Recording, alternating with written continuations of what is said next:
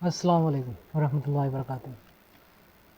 বন্ধুগণ, কথাটা হচ্ছে এই ভিডিওর মাধ্যমে আমি কি ইনফরমেশন আপনাদেরকে দিতে চাই। প্রথমত আমি যেগুলো ইনফরমেশন দিতে চাই সেগুলো আমি আপনাদেরকে উল্লেখ করছি।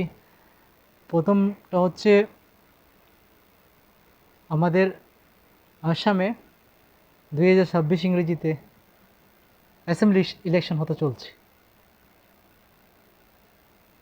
ওই ইলেকশনে কিন্তু আমাদের সুনাই সমষ্টির কী হবে বা সুনাই সমষ্টির জনসাধারণের কী চিন্তাধারা চলছে সেই বিষয়ে আমি আলোচনা করতে চাই।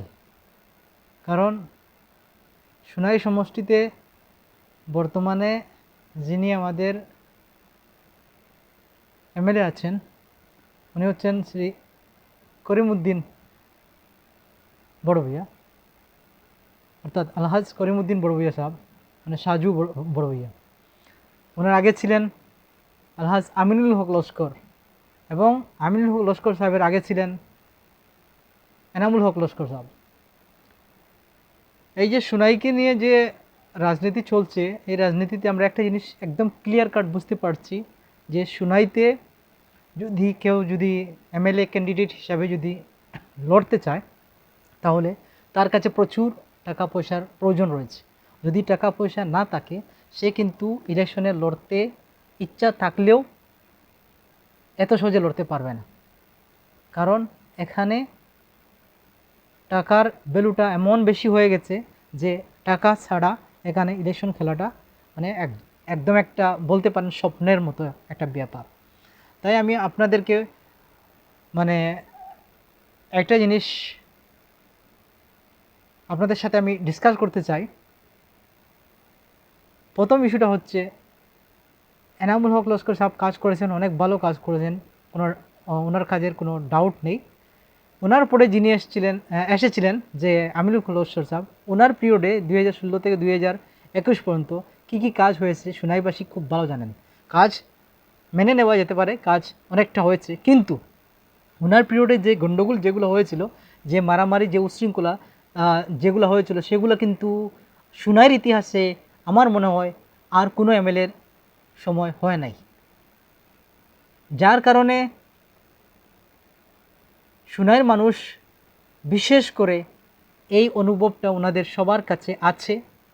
আমি যেহেতু সুনাইয়ের একজন বাসিন্দা, সুনাইয়ের একজন ভোটার, আমার নিজেরও সেটা অনুভূতি রয়েছে। আমার নাম আলম হোসেন লস্কর, আমার বাসা সুনাই আমজুরঘাটে। এখন কথাটা হচ্ছে আমিনুল হক লস্কর বর্তমানে কিন্তু ওনার যে আগের যেটা দল ছিল ভারতীয় জনতা পার্টি, সেই দলকে উনি ত্যাগ করে কংগ্রেস দলে চলে এসছেন। কংগ্রেস দলে উনি এখন টিকেটের মেইন দাবিদার বলতে গেলে। আর ওনার যে পাওয়ার, ওনার যে বিজেপির যে পিরিয়ড যেটা ছিল গত 2016 থেকে 2021 ভিতরে, তিনি কিন্তু আমাদের আসাম অ্যাসেম্বলির ডেপুটি স্পিকারও ছিলেন। ওনার একটা হাই প্রোফাইল একটা মানে ধরুন একটা ওনার যে পরিচয়টা খুব একটা বড় হয়ে গেছে। তা সত্ত্বেও কিন্তু তিনি বিজেপি ছেড়ে কংগ্রেসে এসেছেন। তার পিছনে কারণটা উনি নিজেই হয়তো কোনো একটা রেকর্ডিংয়ের মাধ্যমে বলেছেন, টেলিফোনিক কনভারসেশনের মাধ্যমে, যেটা আমরা জানতে পেরেছি যে ডিলিমিটেশন হওয়ার পরে সুনাইয়ের মানে ভোটারের যে কি বলে সেটা ডেমোগ্রাফি যেটা, সেটা চেঞ্জ হয়ে গেছে। আগে ছিল মানে ধরুন 40-60 এইভাবে রেশিও ছিল হিন্দু মুসলিমের।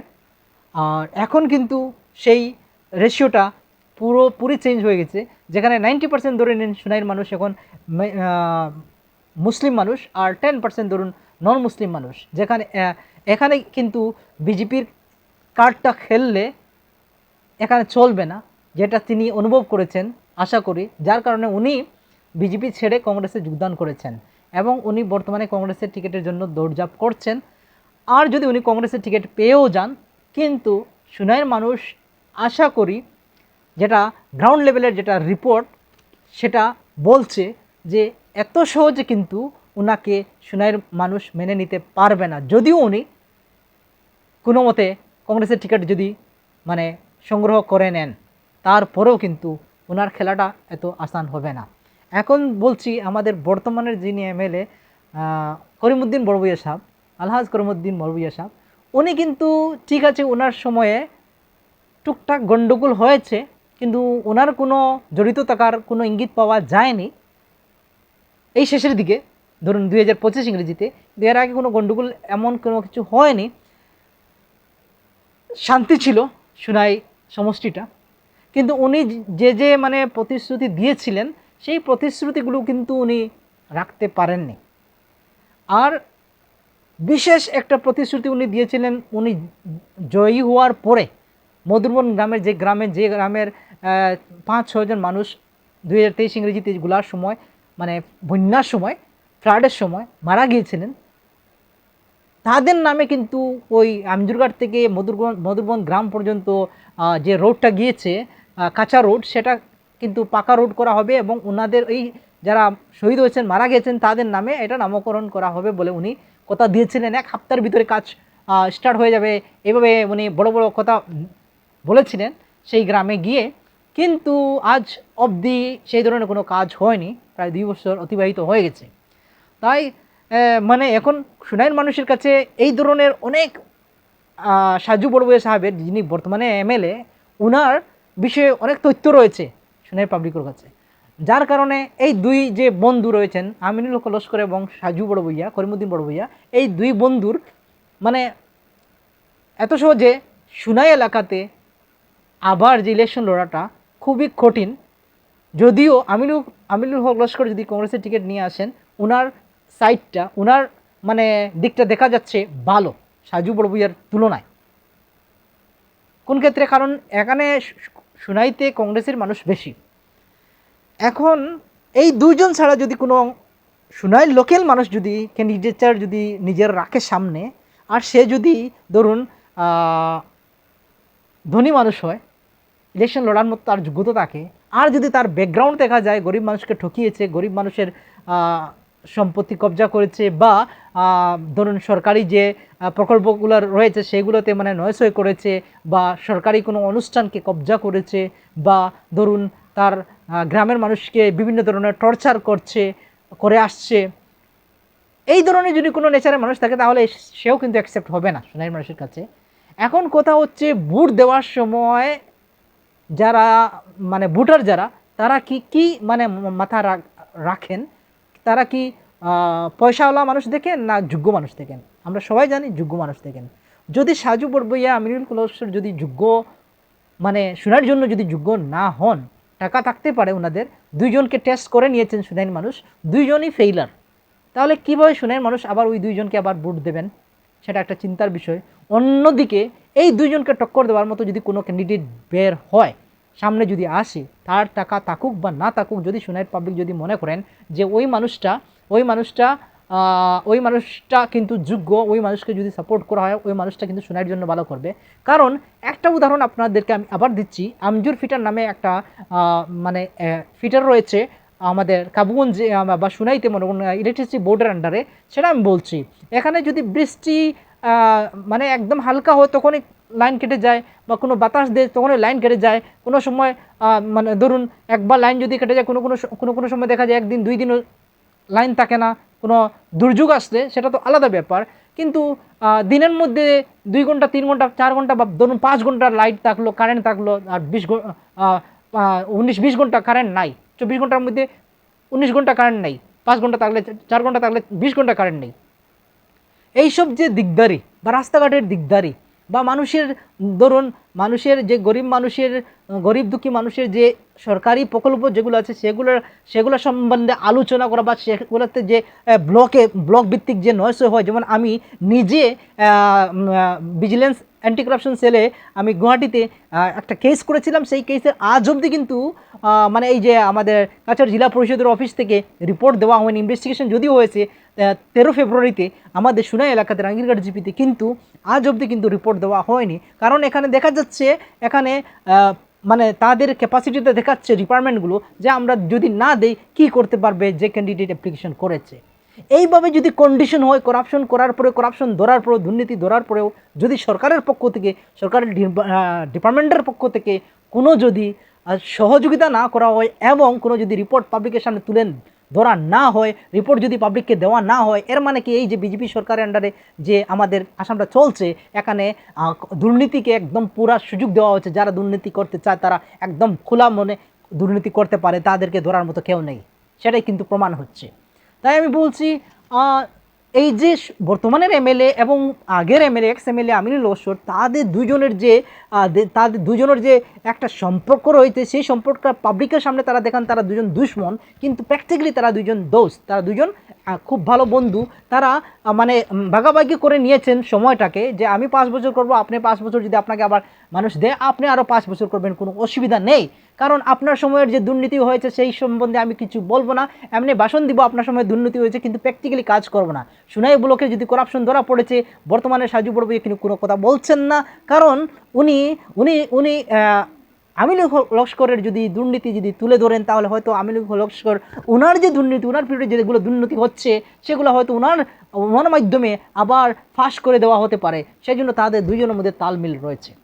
তাই আমি বলছি, সুনাইয়ের মানুষ যদি তারা উপকৃত হতে চান, সুনাইয়ের মানুষ যদি নিজের এলাকা ডেভেলপমেন্ট করতে চান, সাজু বড়বুইয়া এবং আমিনুল হক লস্করের মাধ্যমে কোনো ধরনের ডেভেলপমেন্ট প্রকৃতপক্ষে হবে না। হ্যাঁ, আপনারা যদি এই দুইজনের বিরুদ্ধে কথা বলেন, তাদের এই দুইজনের আন্ডারে সুনাইয়ের মধ্যে যারা ছেলেরা রয়েছেন, যারা কন্ট্রাক্টর বা ঠিকাদার যারা রয়েছেন, যারা মানে নিজের সেলফ বেনিফিটের জন্য যারা কাজ করছেন, যে ভাই বন্ধুরা, তাদের আঘাত হতে পারে, তাদের মনে দুঃখ লাগতে পারে, তাদের অসুবিধা হতে পারে, আপনার বিরুদ্ধে কথা ওনারা তুলতে পারেন। ওনাদের মাধ্যমে আমিনুল হক লস্কর এবং সাজু বড়বুইয়া হয়তো আপনাদেরকে আঘাত করাতে পারেন, বা কোনো ধরনের ফলস কেসও আপনাদের বিরুদ্ধে লাগাতে পারেন, সেটা একটা ব্যাপার। তাই আমি বলছি, সুনাইয়ের মধ্যে যদি কোনো যোগ্য ব্যক্তি থাকে, এই দুইজন মানুষকে এইবার রিজেক্ট করুন, এইবার ওই দুইজনকে ওনাদের শিলচার রাস্তা দেখিয়ে দেন, এবং সুনাইয়ের মানুষের মধ্যে থেকে যদি কোনো মানুষ যোগ্য আপনারা ভাবেন, আমাদের সবাই এটা দরকার যে আমরা ওই ব্যক্তিকে ভোট দেব। ওই ব্যক্তি যদি শিক্ষা দীক্ষা নিয়ে যদি দেখি আমরা ঠিকই আছেন, উনি অ্যাসেম্বলিতে গিয়ে আমাদের জন্য কথা বলতে পারবেন, আর যিনি এমএলএ হন না কেন, ওনার মধ্যে একটা পাওয়ার এসে যায়, কারণ অ্যাডমিনিস্ট্রেশনের পক্ষ থেকে, সরকারের পক্ষ থেকে ওনাকে সিকিউরিটি দেওয়া হয়, ওনার মধ্যে সেই পাওয়ার চলে আসে, ওনার কলমে সেই পাওয়ার এসে যায় যে উনি ওনার এলাকার ডেভেলপমেন্টের মধ্যে যা করণীয় লিগেল ওয়েতে উনি করতে পারেন। তার জন্য আমাদের কোনো পাওয়ারফুল আমিনুল হক লস্করের প্রয়োজন নাই, আর কোনো পলিটিক্যাল মানে খুব বড় মাপের লিডার যেমন সাজু বড়বুইয়া, ওনাদের মতো কোনো লিডারের প্রয়োজন নেই। আমাদের প্রয়োজন হচ্ছে আমাদের সুনাই এলাকার যে দুঃখ দর্দ যেগুলো আছে, সেগুলা সুনাইবাসী, সুনাইতে যারা বাস করেন, আমজুরঘাট থেকে সুনাই বাজার, হাতিকাল বাজার, কচুদরম বাজার, স্বাধীন বাজার, ধরুন শিলডুপি বা বাগপুর বলেন, বা বাঁশকান্দি বলেন, নিয়াইগ্রাম, এইসব জায়গাতে যারা রয়েছেন, ওনাদের মধ্যে যদি কোনো মানুষ থাকেন, কারণ উনি বুঝতে পারবেন এলাকার দুঃখ দুর্দশাগুলো। তারা শিলচরে থেকে তাদের ছেলেমেয়েদেরকে লন্ডন আমেরিকাতে পড়াশোনা করাবে, বিদেশে পড়াশোনা করাবে, এবং তারা এই অঞ্চলের ছেলেদেরকে দিয়ে ঝগড়া লাগিয়ে তাদের বিজনেসটা চালিয়ে যাবে, ইলেকশনের বিজনেস। তারা কিন্তু এমএলএ হয়ে বিজনেস করে, তাদের ফিউচার গঠন করে, তাদের আত্মীয়স্বজনের ফিউচার গঠন করে, তারা কিন্তু সুনাইয়ের মানুষের ফিউচার কখনো গঠন করার তাদের মন থেকে কোনো ইচ্ছা থাকবে না। তারা দেখবে যে তাদের আগামী 5 বছর কীরকম তারা লড়বে, সেটার তারা রণনীতি তৈরি করবে। তাই আমরা কেন ওনাদেরকে ভোট দেব? আমাদের কি সেই যোগ্যতা নেই? আমাদের কি ছেলেমেয়েরা স্কুলে পড়াশোনা করছেন না, কলেজ ইউনিভার্সিটিতে পড়াশোনা করছেন না? ওনাদের কি ডিগ্রি নেই? ওনাদের কি যোগ্যতা নেই? আমরা আমাদের ছেলেমেয়েদেরকে কেন চেপে রাখে ওনাদেরকে আমরা এই আমাদের সুনাইয়ের মাটিতে প্রশ্রয় দেব? আবার সুনাইয়ের মাটিতে প্রশ্রয় দেওয়ার পর ওনাদের ছেলেমেয়েদের ভবিষ্যৎ গড়ার জন্য আমাদের ছেলেমেয়েদের, আমাদের ভাই বন্ধুদের ভবিষ্যৎ ওনারা নষ্ট করছেন, মারামারি করাচ্ছেন। আর কেউ যদি ওনাদের বিরুদ্ধে কথা বলে, তাকে অ্যাটাক করাচ্ছেন, তার জীবন নিয়ে খেলা করছেন, তার পরিবারের নিরীহ মানুষ যারা আছেন তাদেরকে অ্যাটাক করাচ্ছেন, ফলস কেস লাগাচ্ছেন। এই ধরনের নেতাদেরকে দিয়ে আমাদের সুনাই কখনো উন্নতি হবে না। তাই আমি সুনাইয়ের মানুষের কাছে একটা অনুরোধ করতে চাই, আপনারা যদি ভালো বুঝেন, তাহলে এখন থেকে আগামী 2026-এর যে ইলেকশন, এমএলএ ইলেকশন হবে, অ্যাসেম্বলি ইলেকশন, সেই ইলেকশনের জন্য ক্যান্ডিডেট খুঁজে বের করুন, যেটা আমাদের সবার জন্য ভালো হবে। নতুবা আপনাদের যে ছেলেমেয়েরা যারা পড়াশোনা করছেন বা পড়াশোনা করে বিএমএ পাস করে ঘরে বসে আছেন, তারা 2 লক্ষ টাকার স্কিম, 5 লক্ষ টাকার স্কিমের জন্য ওনাদের আন্ডারে কাজ করবে, এবং একে অন্যের সঙ্গে লড়াই ঝগড়া করবে, তারা কেস মামলাতে ফেসে যাবে, কিন্তু আমিনুল লস্করের ছেলেমেয়েও ফাঁসবে না, আর সাজু বড়ভূঁইয়ার ছেলেমেয়েও ফাঁসবে না। সেটা আমার মনের যেটা একটা ধারণা, সেটা আপনাদের কাছে তুলে ধরছি। আপনাদের যদি আমার কথাটা পছন্দ হয়, আপনারা সেইভাবে চিন্তাধারা করবেন। আর যদি দেখেন কোনো মানুষ যোগ্য আছে, সেই মানুষকে এখন থেকে প্রজেক্ট করার চেষ্টা করুন, সেটা আমার অনুরোধ রইল। এই বলে আমি আমার ভিডিওকে এখানে সমাপ্তি দিতে চাই। ধন্যবাদ আপনাদের সবাইকে। আসসালামু আলাইকুম রহমতুল্লাহি ওয়া বারাকাতুহু।